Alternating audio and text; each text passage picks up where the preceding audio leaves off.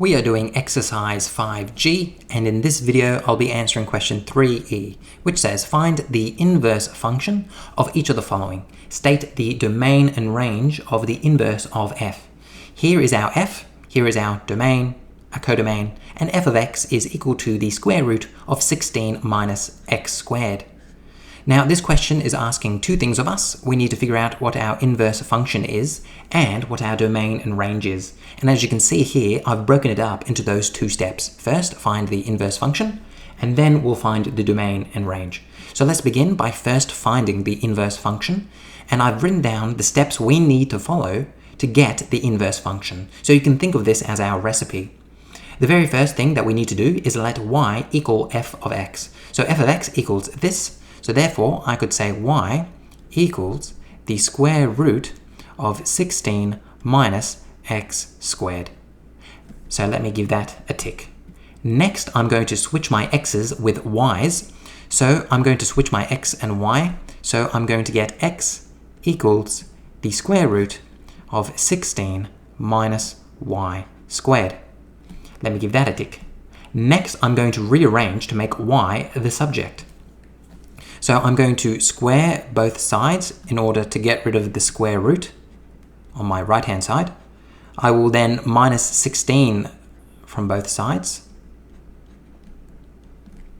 y squared. I will then divide both sides by negative 1 to get rid of this negative. So now I'll get positive 16 and negative x squared equals y squared.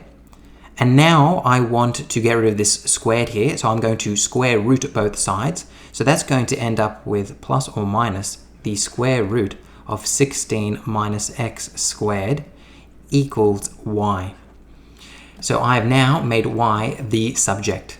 Now we come to the final step of equating the new expression to the inverse of f. So I'm going to do that here. The inverse of f is going to be plus or minus the square root of 16 minus x squared. Now, this isn't correct in its current form because it's either going to be plus or minus. It's not going to be plus or minus. So I need to figure out whether it's going to be a plus or a minus. And I'm going to do that by figuring out what my domain and range will be. So let me come over to step number 2 now, which is find my domain and range of the inverse. Now, to find the domain and range of the inverse, the best way to do that is first by figuring out what the domain and range of f will be. So, what will my domain of f be? Well, we're given that over here is going to be 0, 4. So it's going to be restricted. It's going to be 0, 4. Now, what will my range of f be? Well, that's going to be impacted by my domain. So let me give it a quick sketch and then it'll become very clear. So the square root of 16 minus x squared is going to be a semicircle. There is a plus in front of it, so it's going to be the top half of a semicircle. And this 16 is telling me that the radius of the circle will be 4. So I'm going to go negative 4, 4, and 4. And therefore, it's going to look like this. Very nice. But it's restricted between 0 and 4, between 0 and 4, which means that this part of the circle isn't going to exist. It's only going to exist between 0 and 4. So what will my range be?